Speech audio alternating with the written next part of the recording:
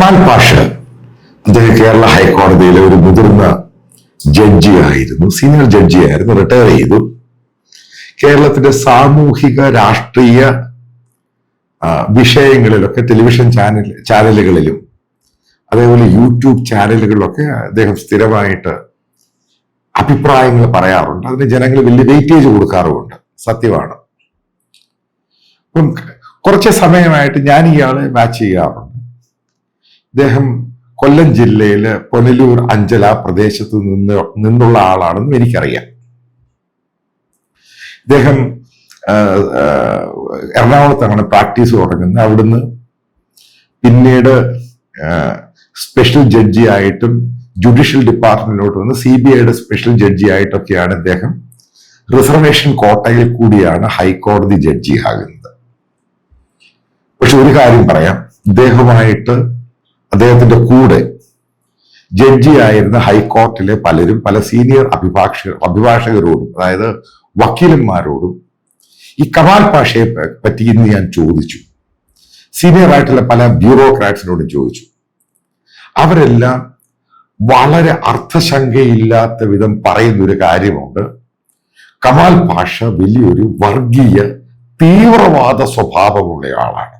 ഈ വാക്കാണ് എല്ലാവരും ഉപയോഗിക്കുന്നത്. ഈ കഴിഞ്ഞ സമയത്ത്, അതായത് ഇന്ന് ഞാനൊരു വീഡിയോ എൻ്റെ സുഹൃത്ത് അയച്ചിരുന്നു, പ്രൈം വിറ്റ്നസ് എന്ന് പറഞ്ഞൊരു യൂട്യൂബ് ചാനലില്. അദ്ദേഹം ഹിസ്ബുള്ളയെ പറ്റിയും ഇറാനെ പറ്റിയും ഹമാസിനെ പറ്റിയും വലിയ വലിപ്പത്തിൽ വലിയ സംഭവമായിട്ടാണ് ഇദ്ദേഹം പറയുന്നത്. ഒരു കാര്യം എനിക്കും അറിയാം. അപ്പൊ ആ വീഡിയോ മുഴുവൻ 2 പ്രാവശ്യം ഞാൻ കണ്ടു. ഒരു കാര്യം ഞാൻ സ്പഷ്ടമായിട്ട് പറയാം, ഒന്നില്ലെങ്കിൽ ഇദ്ദേഹത്തിന് ഇന്റർനാഷണൽ പൊളിറ്റിക്സും ഇന്റർനാഷണൽ ഇഷ്യൂവിനെ പറ്റി ഒരു കുന്തവും അറിയത്തില്ല. അതായത് പക്ക പരട്ടയാണ്, അതിനെപ്പറ്റി അറിയത്തില്ല. ഇയാൾക്ക് ജുഡീഷ്യൽ വിഷയങ്ങൾ അറിയായിരിക്കും, പക്ഷെ പക്ക സുഡാപ്പിയാണ്. കൃത്യമായിട്ട് അങ്ങ് പറയാം. അതായത് ഇവൻ പറയുന്നത് മുഴുവനും വർഗീയത മാത്രമാണ്. ഇനി അടുത്തൊരു പോയിന്റ് കൂടെ പറയാം. ഇയാൾ ജഡ്ജി ആവുകയില്ലായിരുന്നുവെങ്കിൽ ഉറപ്പായിട്ടും ISIS ഭീകരനായിട്ട് എവിടെങ്കിലും പോയി സിറിയയിലോ അഫ്ഗാനിസ്ഥാനിലോ പോയിട്ട് ഈ പരട്ട പൊട്ടിത്തെറിച്ച് അത്രമാത്രം തീവ്ര വർഗീയവാദിയാണ് ഇയാൾ. ആ വാക്യം, ഈ സംഭവം വളരെ അർത്ഥശങ്കയില്ലാത്ത വിധം വീണ്ടും പറയുന്നു. എന്താണ് ഈ വീഡിയോയിൽ ഇയാൾ പറയുന്നത്? ഇയാൾ പറയുന്നത് ഹിസ്ബുള്ളയെ ഒരു കാരണവുമില്ലാതെയാണ് ഇസ്രായേല് കൊന്നുകളഞ്ഞത്. അതായത് കടന്നൽ കൂട്ടിൽ കല്ലെറിഞ്ഞതുപോലെയാണ്. അടുത്ത ഓരോ പോയിന്റുകൾ വെച്ച് പറയാം. അടുത്തൊരു പോയിന്റ് പറയുന്നത്, ഈ ഹിസ്ബുള്ള എന്ന് പറയുന്ന ഹമാസ്, ഈ നസറുള്ള എന്ന് പറയുന്നയാള് ഒരു ദ്രോഹവും ഈ ലോകത്തിന് ചെയ്തിട്ടില്ല. അടുത്ത പോയിന്റാണ്. പിന്നെ മൂന്നാമത്തെ പോയിന്റ് പറയുന്നത്, ഈ ഇറാൻ എന്ന് പറയുന്ന രാജ്യം ഇസ്രായേലിനെ അറ്റാക്ക് ചെയ്ത് ഓടിക്കാൻ സാധ്യതയുണ്ട്, കാരണം വലിയ സംഭവമാണെന്ന് പുള്ളി തന്നെ പറയുന്നു. അപ്പോൾ ഒരു കാര്യം തീർത്ത് പറയാം, ഇയാൾക്കൊരു കോപ്പും അറിയത്തില്ല. ഇയാൾ ഏതൊക്കെ രീതിയിൽ ജഡ്ജായി എന്നല്ലാതെ ഇയാൾക്ക് ഒരു ലോക വിവരവും ഇല്ല. പിന്നെ ഇയാൾ പറയുന്നതിൻ്റെ അകത്ത് ശരിക്കും വിഷം കയറ്റി ഒരു വിഭാഗത്തെ കയ്യിലെടുക്കാൻ വേണ്ടി ഇയാൾ ശ്രമിക്കുന്നുണ്ട്. അപ്പൊ ആ വീഡിയോയുടെ താഴെ വന്ന കമന്റുകൾ ഇയാളെ പച്ച തെറി വിളിക്കുകയാണ്.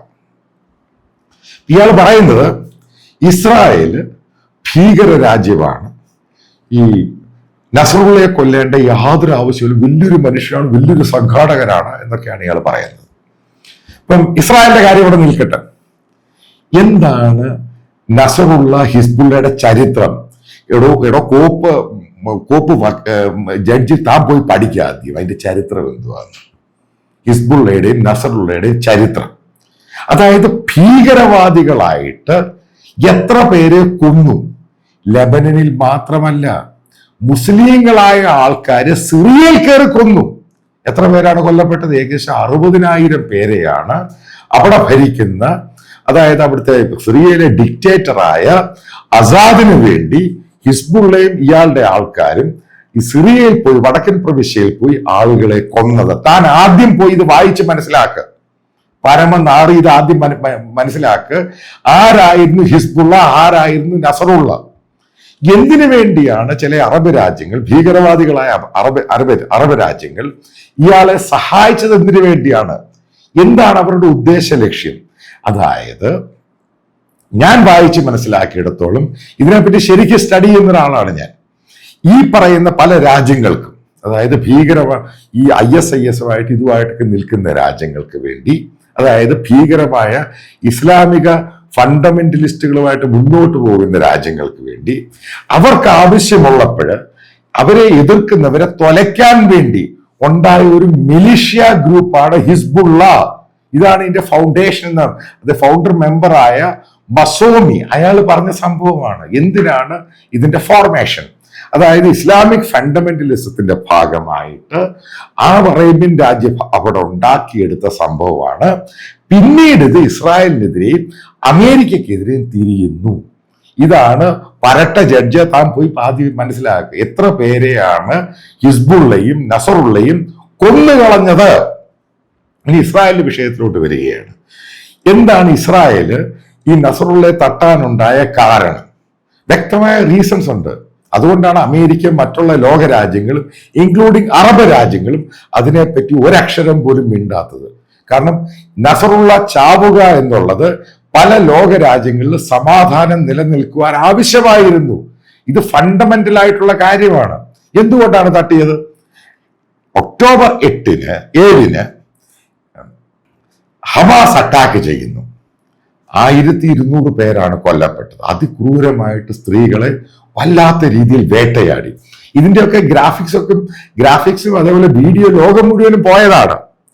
അപ്പം അതിനകത്ത് കൃത്യമായിട്ട് കാണിക്കുന്നുണ്ട്. അതിനുശേഷം ഒക്ടോബർ 8-ന് ഈ ഹിസ്ബുള്ള എന്ന് പറയുന്നത് ഒക്ടോബർ 8 മുതൽ കഴിഞ്ഞ ഒരാഴ്ച വരെ ഏകദേശം 13,000 projectiles, rockets, drones, ballistic missile ഇസ്രായേലിലോട്ട് വിട്ടു.